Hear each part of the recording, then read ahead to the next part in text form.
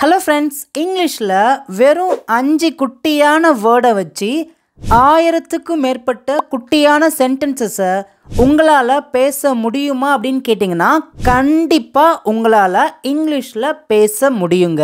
இங்கே நான் 5 குட்டியான இங்கிலீஷ் வேர்டு எழுதியிருக்கேன். உங்களுக்கு இப்போது அந்த 5 சிம்பிளான இங்கிலீஷ் வேர்டுக்கு தமிழில் என்ன வருதுன்னு தெரிஞ்சிருச்சா? என் கூட சேர்ந்து சொல்லுங்கள். நீட் அப்படின்னா தேவை, வாண்ட் அப்படின்னா வேண்டும், ஆஃப்டர் பிறகு, கம் வா, கோ போ. இப்போ நீங்கள் நிறைய சென்டென்சஸை இங்கிலீஷில் பேச ஆரம்பிக்க போகிறீங்க. வீடியோவை கவனமாக கவனிங்க. நம்ம இங்கிலீஷ் பேசலாம் சேனலுக்குள்ளே ஒருத்தங்க புதுசாக வர்றாங்க அப்படின்னா அவங்க கண்டிப்பாக வாயை திறந்து இங்கிலீஷில் பேசியே ஆவாங்க. இந்த வீடியோ நீங்கள் ஸ்கிப் பண்ணாமல் பார்த்தீங்கன்னா நீங்களும் இங்கிலீஷில் பேச ஆரம்பிச்சிருவீங்க. அதுக்கு முன்னாடி நம்ம சேனலை நீங்கள் சப்ஸ்கிரைப் பண்ணாமல் பார்க்குறீங்கன்னா சப்ஸ்கிரைப் பண்ணிக்கோங்க. வீடியோ பிடிச்சிருந்துச்சின்னா எல்லாருமே வீடியோவுக்கு லைக் பண்ணிட்டு பார்க்க ஆரம்பிங்க. கம் கம் அப்படின்னா வா அப்படின்னு அர்த்தம். இது எல்லாருக்குமே தெரியும். இந்த கம் அப்படின்னா நம்ம வேர்ப் அப்படின்னு சொல்லுவோம். வேர்ப்னா நம்ம செய்யக்கூடிய செயல்கள். ஓகேங்க, இப்போ இது உங்களுக்கு புரிஞ்சிருச்சா? இந்த கம் வச்சு நம்ம எவ்வளோ சென்டென்சஸை இப்போ மேக் பண்ணி பேச போகிறோன்னு பாருங்களேன். இங்கே பாருங்கள், அருகில் வா, அருகில் வான்னு சொல்லுவாங்கள்ல, இது எப்படி சொல்லலாங்க? Come near. கம் அப்படின்னா வா, நியர் அப்படின்னா அருகில் அப்படின்னு அர்த்தம். எங்க சொல்லுங்க பார்க்கும். கம் நியர், அருகில் வா. இப்போ மறுபடியும் வா, போயிட்டு மறுபடியும் வான்னு சொல்லுவாங்கல்ல, இது எப்படி சொல்லலாம்? கம் அப்படின்னா வா, மறுபடியும் இதுக்கு எப்படி இங்கிலீஷில் சொல்லலாம்? சிம்பிள் தாங்க, அகைன். என் கூட சேர்ந்து சொல்லுங்கள். கம் அகைன், கம் அகைன், மறுபடியும் வா. அடுத்து பாருங்களேன், வேகமாக வா, எப்படி சொல்லலாம்? Come fast, come fast. இப்போ மெதுவாக வானா எப்படி சொல்லலாம்? Come slowly, come slowly. இப்போ சீக்கிரம் வா, இது எப்படி சொல்லலாங்க? Come quickly, come quickly. இப்போ விரைவில் வா, விரைவில் வான்னு சொல்லுவாங்கள்ல, கம் சூன், கம் சூன். அடுத்து பாருங்களேன், திரும்ப வா, கம் பேக், கம் பேக். இப்போ இங்கே பாருங்கள், உடனே வா. பாருங்களேன், சிம்பிளான வா அப்படிங்கிற ஒரு வேர்டை வச்சு, ஒரு வேர்பை வச்சு எவ்வளோ சென்டென்சஸை நம்மளால் பேச முடியுது இங்கிலீஷில். நம்ம இங்கிலீஷ் பேசலாம் சேனலுக்குள்ளே ஒருத்தவங்க வந்தாங்க அப்படின்னா அவங்க ஒரு சென்டென்ஸாவது இங்கிலீஷில் பேசணுங்க. அதுதான் என்னுடைய ஆசை. இப்போ சொல்லுங்கள், உடனே வா, கம் இமீடியட்லி, கம் இமீடியட்லி. இப்போ இங்கே இருக்கிற 2 தமிழ் சென்டென்ஸ் உங்களுக்கான ஹோம்ஒர்க். இங்கே வா, அங்கே வா. நல்லா கவனிங்க. இங்கே, அங்கே, இந்த 2 வேர்டுக்கு இங்கிலீஷில் என்ன வருதுன்னு தெரிஞ்சால் போதுங்க. இங்கே, அங்கே. உங்களுக்கு ஆன்சர் தெரிஞ்சிச்சுன்னா கண்டிப்பாக எல்லாருமே ஆன்சர் பண்ணுங்கள். வாயை திறந்து பின்னாடியே என் கூட சொல்லிகிட்டே வாங்க. அடுத்த சென்டென்ஸ் பார்க்கலாமா? கோ. கோ அப்படின்னா போ அப்படின்னு அர்த்தங்க. நான் ஒவ்வொரு சென்டென்சஸாக நான் சீக்கிரமாக சொல்கிறேன், நீங்களும் என் கூட சேர்ந்து இங்கிலீஷில் சொல்லிகிட்டே வாங்க. திரும்ப போ, எப்படி சொல்லலாம்? Go back, go back. இங்கே போ, கோ ஹியர், கோ ஹியர். அங்கே போ, கோ தேர், கோ தேர். விரைவில் போ, கோ சூன், கோ சூன். அருகில் போ, கோ நியர், கோ நியர். உடனே போ, கோ இமீடியட்லி, கோ இமீடியட்லி. அடுத்த சென்டென்ஸ் பார்க்கலாமா? நீட் அப்படின்னா என்ன சொல்லியிருக்கேன்? தேவை அப்படின்னு அர்த்தங்க. நமக்கு ரொம்ப முக்கியம், இது இல்லாமல் நம்மளால் எதுவும் செய்ய முடியாது அப்படிங்கிற இடத்துல நம்ம நீட் பயன்படுத்தணும். நான் உங்களுக்கு எக்ஸாம்பிள்ஸ் வச்சு சொல்லித்தரும்போது ரொம்ப ஈஸியாக புரியும். நெசசிட்டி, வெரி இம்பார்ட்டண்ட் அப்படின்னா நம்ம நீட் பயன்படுத்தணும். இங்கே பாருங்களேன், எனக்கு தண்ணீர் தேவை. தண்ணீர் இல்லாமல் யாராலுமே உயிர் வாழ முடியாது. அப்போனா இது பார்த்திங்கன்னா நெசசிட்டி, கண்டிப்பாக தேவைப்படுது. இந்த இடத்துல நம்ம நீட் தான் பயன்படுத்தணும். இப்போ இந்த சென்டென்ஸ்க்கு இங்கிலீஷில் என்ன வருதுன்னு சொல்லிட்டு உங்கள் எல்லாருக்குமே கொஞ்சம் கொஞ்சமாக தெரிய ஆரம்பிக்குதா? ஃபர்ஸ்ட், எனக்கு அப்படின்னா ஐ, தேவை நீட். எனக்கு என்ன தேவைப்படுது? தண்ணீர். தண்ணீருக்கு என்ன வருதுன்னு சொல்லிட்டு எல்லாருக்குமே தெரியும், வாட்டர். இப்போ இந்த சென்டென்ஸ் என்கிட்ட சேர்ந்து சொல்லுங்க. I need water. I need water. எனக்கு தண்ணீர் தேவை. இப்போ உங்களுக்கு புரியுதாங்க? நீட் அப்படின்னா நெசசிட்டி, நமக்கு கண்டிப்பாக அது முக்கியம், அது இல்லாமல் நம்மளால் எதுவுமே செய்ய முடியாது அப்படின்னா அந்த இடத்துல நம்ம நீட் தான் பயன்படுத்தணும். அடுத்து பாருங்க, எனக்கு சாப்பாடு தேவை. ஒரு மனுஷனால் சாப்பாடு இல்லாமல் வாழ முடியாது. அப்போனா இது தேவையா வேண்டுமா? கட்டாயமாக தேவை, நெசசிட்டி, ரொம்ப ரொம்ப முக்கியம் சாப்பாடு. அப்போனா இந்த இடத்துல நம்ம நீட் தான் பயன்படுத்தணும், வாண்ட் இந்த மாதிரி எதுவுமே பயன்படுத்த வேண்டாம். ஓகேங்களா? நான் அதை பின்னாடி சொல்லி தருவேன். ஓகேங்களா? ஓகே, என்கிட்ட சேர்ந்து சொல்லுங்கள். எனக்கு சாப்பாடு தேவை அப்படின்னா ஐ நீட். எனக்கு தேவை, என்ன தேவைப்படுதுன்னு சொல்லியிருக்கேங்க. கரெக்டுங்க, எல்லாருமே இங்கிலீஷில் ஆன்சர் பண்ணிட்டீங்க. குட். என்கிட்ட சேர்ந்து சொல்லுங்கள். I NEET food. I need food. எனக்கு சாப்பாடு தேவை. அடுத்து பாருங்களேன், எனக்கு ஆடைகள் தேவை. எல்லா மனுஷங்களுக்கும் கண்டிப்பாக ஆடைகள் தேவைப்படுது. இதை நம்ம இங்கிலீஷில் எப்படி சொல்லலாம்? ஐ நீட் அப்படின்னா எனக்கு தேவை, என்ன தேவைப்படுதுன்னு சொல்லியிருக்கேன், ஆடைகள், க்ளோத்ஸ். இப்போ என் கூட சேர்ந்து சொல்லுங்கள். I NEET clothes. I need clothes. எனக்கு ஆடைகள் தேவை. புரிஞ்சிருச்சாங்க? நீட் அப்படின்னா என்ன, அதை எங்கே பயன்படுத்தணும், எதற்காக நீட் பயன்படுத்தணும் தெரிஞ்சிருச்சா? நெக்ஸ்ட் பாருங்களேன், எனக்கு தங்குமிடம் தேவை. இந்த உலகத்தில் இருக்கிற எல்லா மனுஷங்களுக்கும் மிருக ஜீவன்களுக்கும் தங்குமிடம் கண்டிப்பாக தேவை, ரொம்ப ரொம்ப முக்கியம். It's very important, necessity. இது எப்படி சொல்லலாம்?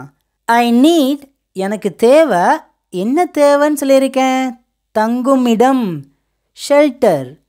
தங்கும் இடத்துக்கு நம்ம இங்கிலீஷில் ஷெல்டர் அப்படின்னு சொல்லுவோம். என்கிட்ட சேர்ந்து சொல்லுங்க. I need shelter. எனக்கு தங்குமிடம் தேவை. இப்போ அடுத்து பாருங்களேன், எனக்கு மருந்து தேவை. எப்படி சொல்லலாம்? மருந்து கண்டிப்பாக எல்லா மனுஷங்களுக்கும் தேவை. இப்போ எனக்கு கையிலையோ காலையோ அடிபட்டுருச்சு, நான் கண்டிப்பாக மருந்து போட்டே ஆகணும், அது என்னுடைய தேவையாக இருக்குது. மருந்து போடலை அப்படின்னா அந்த காயம் இன்னும் வலிக்கும், இன்னும் பெருசாகிட்டே இருக்கும். இப்போ எனக்கு மருந்து தேவைன்னு சொல்லியிருக்கேன். எப்படி சொல்லலாம்? I need medicine. எனக்கு மருந்து தேவை. அடுத்து பாருங்களேன், எனக்கு கல்வி தேவை. எல்லா மனுஷங்களுக்கும் கல்வி அப்படிங்கிறது ரொம்ப ரொம்ப முக்கியம். Study is very important, it's necessity. அது ரொம்ப ரொம்ப தேவைப்படுது நம்ம எல்லாருக்குமே. இது எப்படி சொல்லலாம்? I need education. I need education. எனக்கு கல்வி தேவை. இப்போ பாருங்களேன், இன்னொரு எக்ஸாம்பிள் சொல்கிறேன், ரொம்ப கொஞ்சம் வித்தியாசமாக இருக்கும். நான் என் வீட்டு பாடத்தை செய்ய வேண்டும். இது பார்த்திங்கன்னா கண்டிப்பாக தேவையான ஒரு விஷயம். ஸ்கூலில் டீச்சர்ஸ் நமக்கு ஹோம்ஒர்க் கொடுத்துருப்பாங்க, நம்ம அடுத்த நாள் செஞ்சுட்டு போகணும், அது கட்டாயம், அது நீடு. ஓகேங்களா? இந்த இடத்துல நம்ம தமிழில் பார்க்கும்போது இதில் தேவை அப்படிங்கிறது எதுவுமே வரலை அப்படின்னு நினைக்கலாம். ஆனால் நீங்கள் சென்டென்ஸை பாருங்களேன், ரொம்ப ரொம்ப முக்கியமாக இருக்குதா, நெசசிட்டியாக இருக்குதா, இட்ஸ் வெரி இம்பார்ட்டன்ட்டு நமக்கு நல்லா தெரியுது பார்த்தீங்களா? இந்த மாதிரி இடத்துல கூட நம்ம நீட் தான் பயன்படுத்தணும். இந்த சென்டென்ஸை கூட சேர்ந்து சொல்லுங்கள். I need to do my homework. I need to do my homework. நான் என் வீட்டு பாடத்தை செய்ய வேண்டும். நீட், இது வாண்ட் கிடையாது. ஓகேங்களா? ஓகே, இப்போ ஃபைனல் சென்டென்ஸ் உங்களுக்கான ஹோம்ஒர்க்குங்க. எனக்கு தூக்கம் தேவை. எனக்கு தூக்கம் தேவைப்படுகிறது. இதுக்கான ஆன்சரை நீங்கள் தான் கமெண்ட்ஸில் எல்லாருமே ஆன்சர் பண்ணுங்க. நீங்கள் கவனிச்சிங்களா? சாதாரண நீட் அப்படிங்கிற ஒரு சின்ன வேர்டை வச்சு எவ்வளோ சென்டென்சஸை நம்மளால் பேச முடியுது. இன்னும் இந்த நீட் வச்சு நிறைய சென்டென்சஸ் பேசிகிட்டே இருக்கலாம், ஆனால் டைம் நமக்கு கிடையாது. அடுத்த சென்டென்ஸ் பார்க்கலாமா? அடுத்து நம்ம பார்க்க போகிறது வாண்ட். வாண்ட் அப்படின்னா தேவையோ நெசசிட்டியோ கிடையாது, அது நம்மளுடைய டிசைர், நம்மளுடைய ஆசைகளை தான் நம்ம வாண்ட் அப்படின்னு சொல்லுவோம். ஃபார் எக்ஸாம்பிள், நான் ரொம்ப ஓடிட்டேன், எனக்கு கொஞ்சம் ரொம்ப இளைக்குது, தண்ணி தாக எடுக்குது. இப்போ நான் இந்த இடத்துல ஜூஸ் கேட்குறேன். ஆனால் நீங்கள் நல்லா கவனிங்க, நான் ஓடிட்டு வந்திருக்கேன், எனக்கு இந்த இடத்துல இப்போ என்ன தேவைப்படுது? முக்கியமாக நெசசிட்டியாக என்ன தேவைப்படுது? தண்ணீர். ஆனால் நான் கேட்குறது என்ன? ஜூஸ். அப்போனா இந்த இடத்துல நாம் நீட் பயன்படுத்தக்கூடாது, வாண்ட் தான் பயன்படுத்தணும். வாண்ட் அப்படின்னா நம்மளுடைய ஆசைகள், டிசைர்னு சொல்லுவோம். ஆசைப்பட்டு விருப்பப்பட்டு கேட்குற இடத்துலலாம் நம்ம வாண்ட் தான் பயன்படுத்தணும். இப்போ எனக்கு ஜூஸ் வேணும்னா எப்படி சொல்லலாம்? ஐ வாண்ட், எனக்கு வேண்டும். என்ன வேணும்னு சொல்லியிருக்கேன்? Juice. I want juice. I want juice.